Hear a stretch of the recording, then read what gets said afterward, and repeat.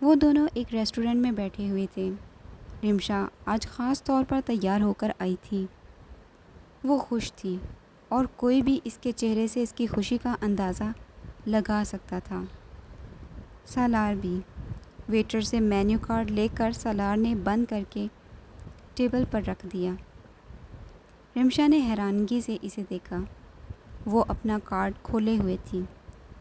Lunch میری طرف سے ہے مگر مینیو آپ طے کریں گے۔ سالار نے مدھم مسکراہٹ کے ساتھ کہا، اوکے۔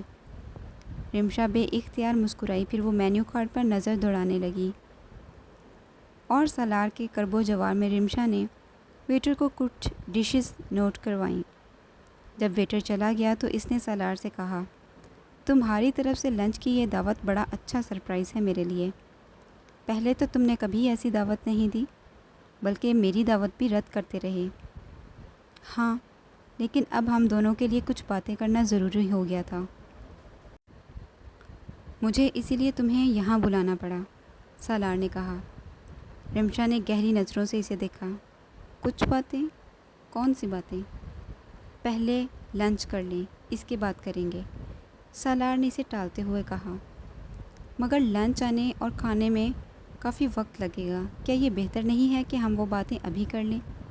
رمشا نے قدرے بےتابی سے کہا۔ نہیں، یہ بہتر نہیں ہے، لنچ کے بعد، سالار نے مسکراتے مگر حتمی انداز میں کہا۔ رمشا نے اس بار اصرار نہیں کیا۔ وہ دونوں ہلکی پھلکی گفتگو کرنے لگے، پھر لنچ آ گیا اور وہ دونوں لنچ میں مصروف ہو گئے۔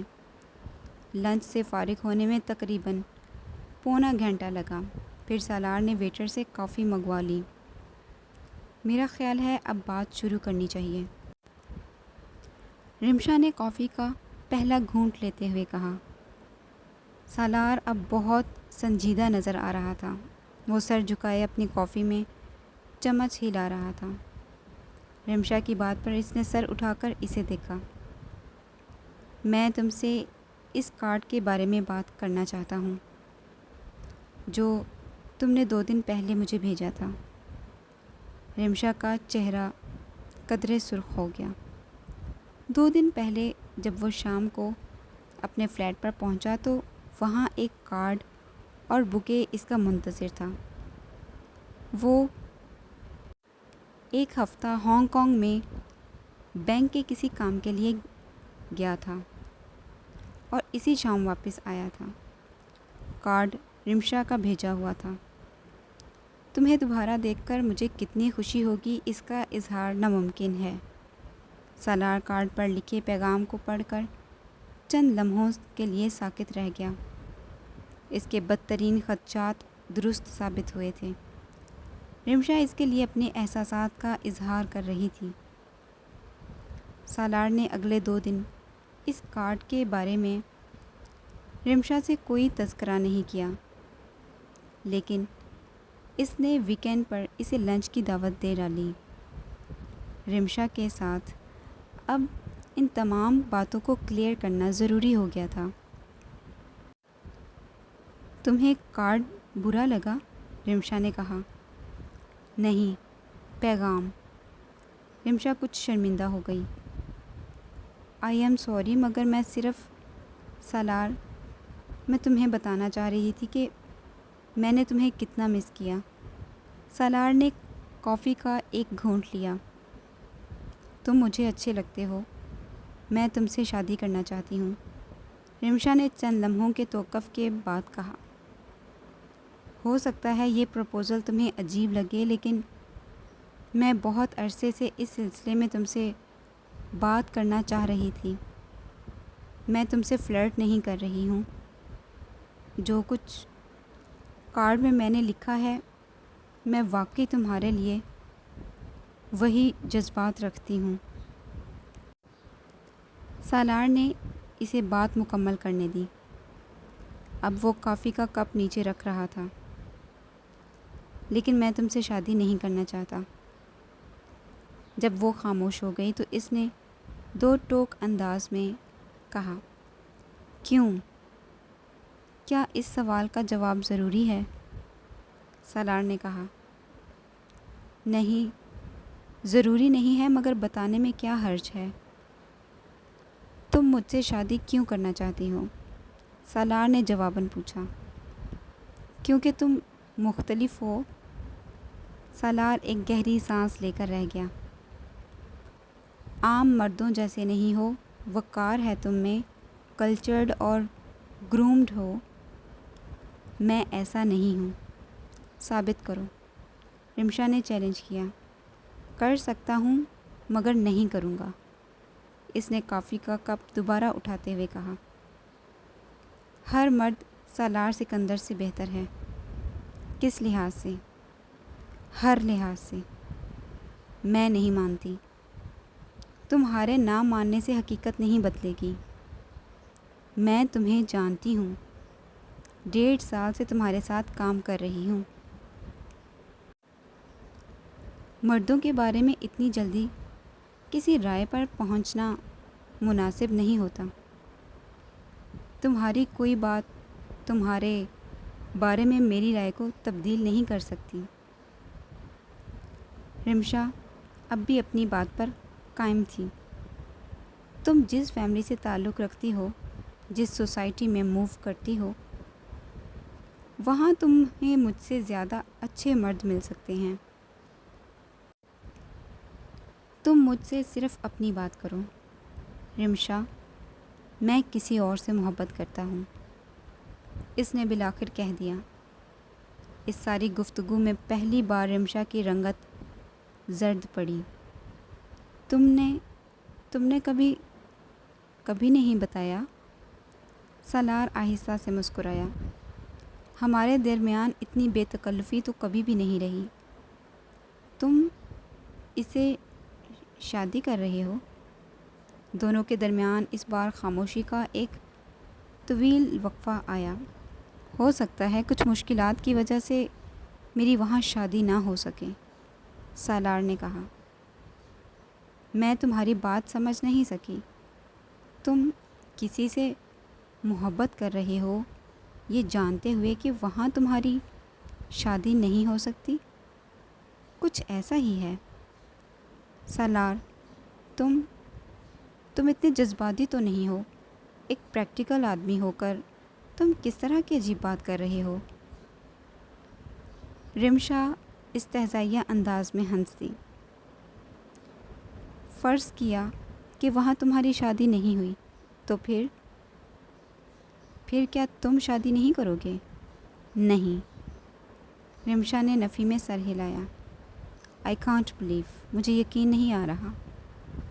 مگر ایسا ہی ہے۔ میں نے اگر شادی کا سوچا بھی تو 10-15 سال بعد ہی سوچوں گا، اور 10-15 سال تک ضروری نہیں کہ میں زندہ رہوں، اس نے بے حد خشک لہجے میں کہتے ہوئے ویٹر کو ہاتھ کے اشارے سے اپنی طرف بلایا۔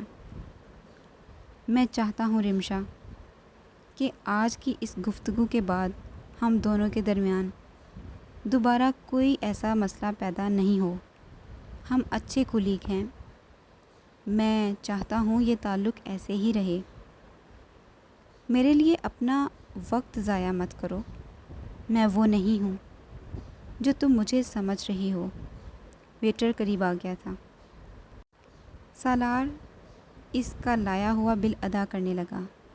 رمشا سالار کا چہرہ دیکھتی رہی۔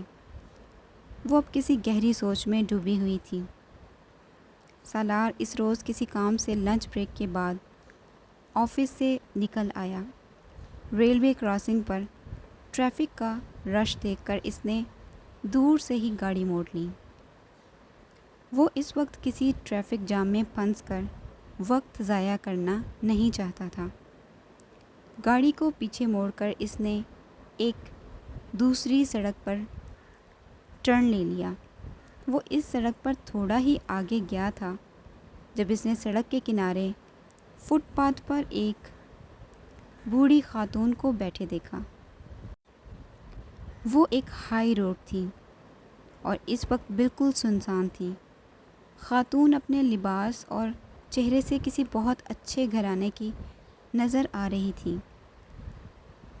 اس کے ہاتھ میں سونے کی کچھ چوڑیاں بھی نظر آ رہی تھیں، اور سالار کو خدشہ ہوا کہ اس اکیلی سڑک پر وہ کسی حادثے کا شکار نہ ہو جائیں۔ اس نے گاڑی ان کے قریب لے جا کر روک دی۔ خاتون کی سفید رنگت اس وقت سرخ تھی اور سانس پھولا ہوا تھا، اور شاید وہ اپنا سانس ٹھیک کرنے کے لیے ہی سڑک کنارے پر بیٹھی تھیں۔ السلام علیکم اماں، کیا مسئلہ ہے؟ آپ یہاں کیوں بیٹھی ہیں؟ سالار نے اپنے سن گلاسز اتارتے ہوئے کھڑکی سے سر نکال کر پوچھا۔ بیٹا، مجھے رکشہ نہیں مل رہا۔ سالار ان کی بات پر حیران ہوا۔ وہ مین روڈ نہیں تھی، ایک رہائشی علاقے کی ہائی روڈ تھی، اور وہاں رکشہ ملنے کا امکان نہیں تھا۔ اماں جی، یہاں سے تو آپ کو رکشہ ملے گا بھی نہیں۔ آپ کو جانا کہاں ہے؟ اس خاتون نے اسے اندرون شہر کے ایک علاقے کا نام بتایا۔ سالار کے لیے بالکل ممکن نہیں تھا کہ وہ انہیں وہاں چھوڑ آتا۔ آپ میرے ساتھ آئیں، میں آپ کو مین روڈ پر چھوڑ دیتا ہوں، وہاں سے آپ کو رکشہ مل جائے گا۔ سالار نے پچھلے دروازے کا لاک کھولا اور پھر اپنی سیٹ سے اتر گیا، مگر اماں جی اسے خاصی متامل نظر آئیں۔ وہ ان کے اندیشوں کو بھانپ گیا۔ اماں جی، ڈرنے کی ضرورت نہیں ہے، میں شریف آدمی ہوں، آپ کو نقصان نہیں پہنچاؤں گا، میں صرف آپ کی مدد کرنا چاہتا ہوں، کیونکہ اس سڑک سے تو آپ کو رکشہ ملے گا نہیں، اور اس وقت سڑک سنسان ہے، آپ نے زیور پہنا ہوا ہے، کوئی نقصان پہنچا سکتا ہے آپ کو۔ سالار نے نرمی سے ان کی اندیشے دور کرنے کی کوشش کی۔ خاتون نے اپنی اینک درست کرتے ہوئے اپنی چوڑیوں کو دیکھا اور پھر سالار سے کہا، لو، یہ سارا زیور تو نقلی ہے، چلیں یہ تو اچھی بات ہے، مگر کوئی بھی غلط فہمی کا شکار ہو سکتا ہے۔ کوئی آپ سے یہ تھوڑی پوچھے گا کہ یہ زیور اصلی ہے یا نقلی۔ سالار نے ان کے جھوٹ کا پردہ رکھتے ہوئے کہا۔ وہ اب سوچ میں پڑ گئی۔ سالار کو دیر ہو رہی تھی۔ ٹھیک ہے اماں جی، آپ اگر مناسب نہیں، اس نے واپس اپنی گاڑی کی طرف قدم بڑھائے تھے تو اماں جی فوراً بول اٹھی، نہیں نہیں، میں چلتی ہوں تمہارے ساتھ، پہلے ہی ٹانگیں ٹوٹ رہی ہیں چل چل کے۔ وہ ٹانگوں پر زور دیتے ہوئے اٹھنے کی کوشش کرنے لگی۔ سالار نے ان کا بازو پکڑ کر انہیں اٹھایا، پچھلی سیٹ کا دروازہ کھول کر انہیں اندر بٹھا دیا۔ ہائی روڈ کو تیزی سے کراس کر کے وہ مین روڈ پر آ گیا۔ اب وہ کسی خالی رکشہ کی تلاش میں تھا، مگر اسے رکشہ نظر نہیں آیا۔ وہ آہستہ آہستہ گاڑی چلاتے ہوئے کسی خالی رکشے کی تلاش میں ٹریفک پر نظریں دوڑا رہا تھا۔ نام کیا ہے بیٹا تمہارا؟ سالار۔ سالار؟ انہوں نے جیسے تصدیق چاہی۔ وہ بے اختیار مسکرایا۔ زندگی میں پہلی بار اس نے اپنے نام کو بگڑتے سنا تھا۔ تصحیح کا کوئی فائدہ نہیں تھا، وہ پنجابی خاتون تھیں اور اس سے بمشکل اردو میں بات کر رہی تھیں۔ جی، سالار نے تصدیق کی۔ یہ کیا نام ہوا؟ مطلب کیا ہے اس کا؟ انہوں نے یکدم دلچسپی لی۔ سالار نے انہیں اپنے نام کا مطلب اس بار پنجابی میں سمجھایا۔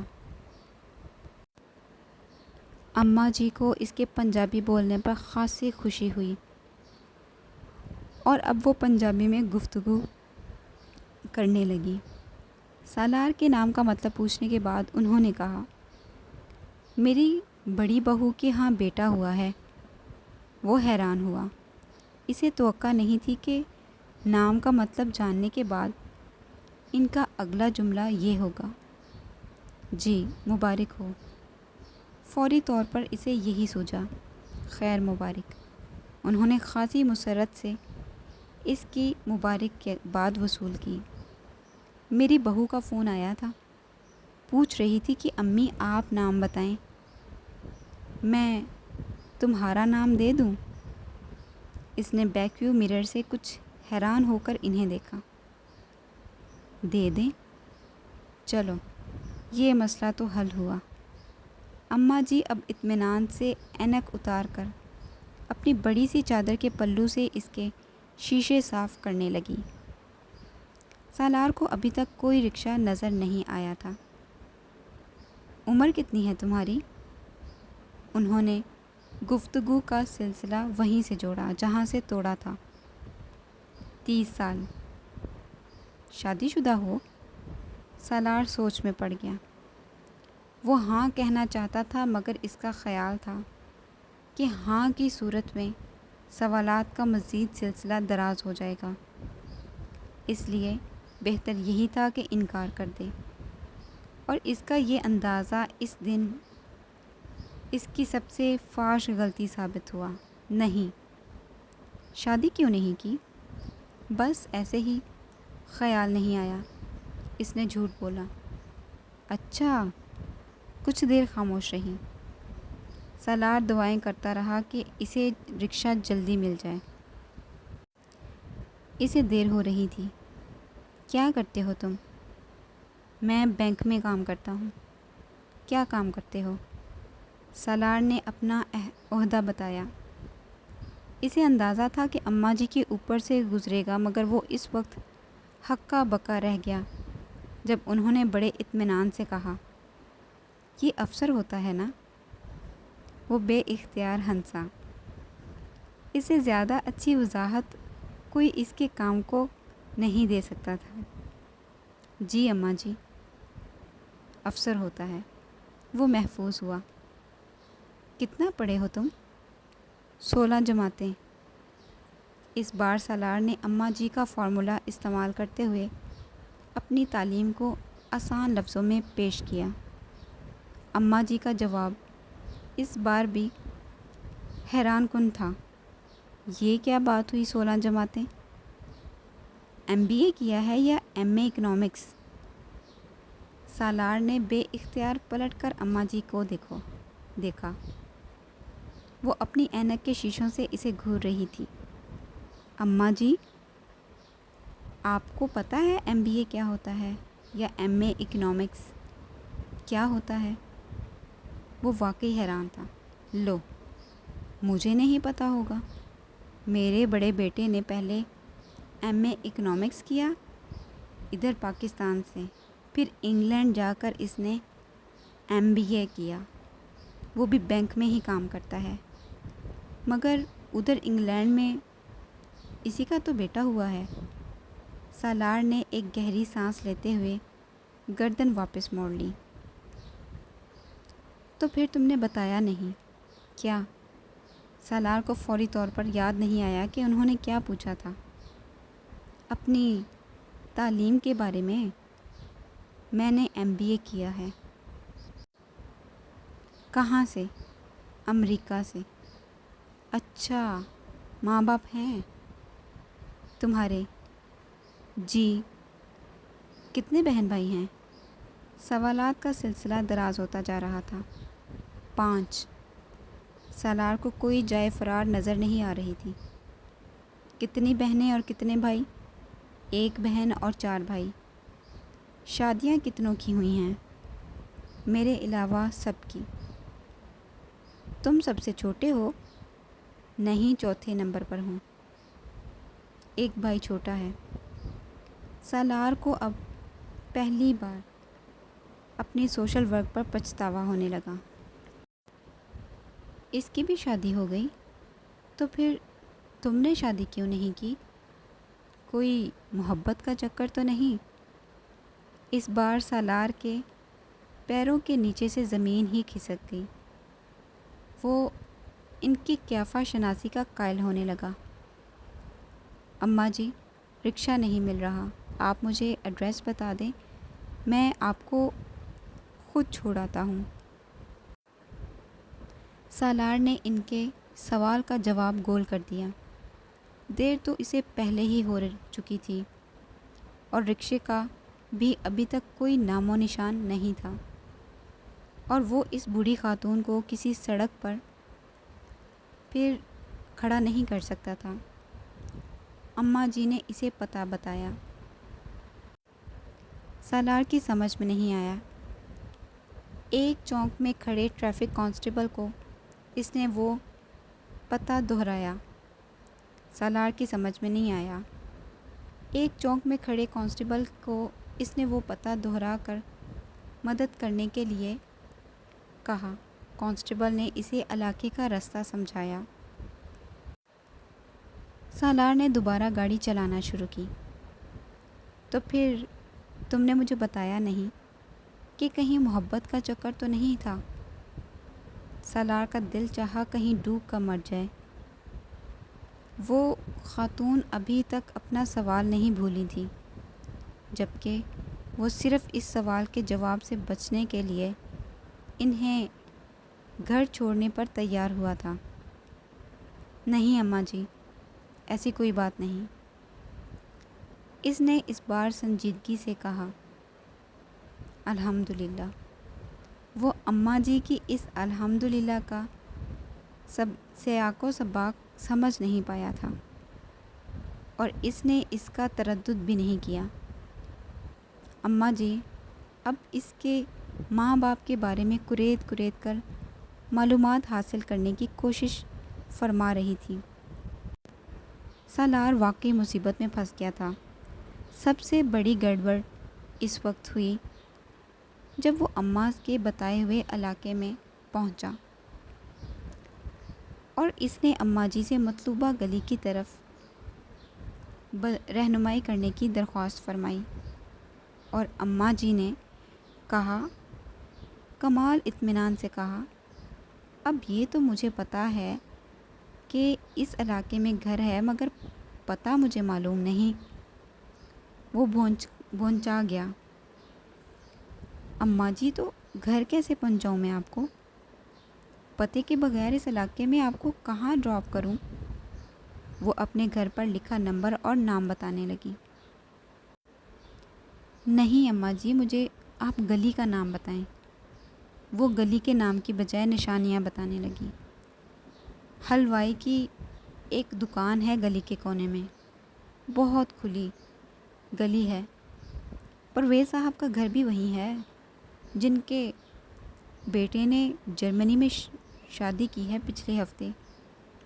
پہلی بیوی اس کی ادھر ہی ہے، ہمارے محلے میں۔ شادی کی اطلاع ملنے پر بیچاری نے رو رو کر محلہ سر پر اٹھا لیا تھا۔ وہ نشانیاں بتاتے بتاتے کہیں اور نکل گئی۔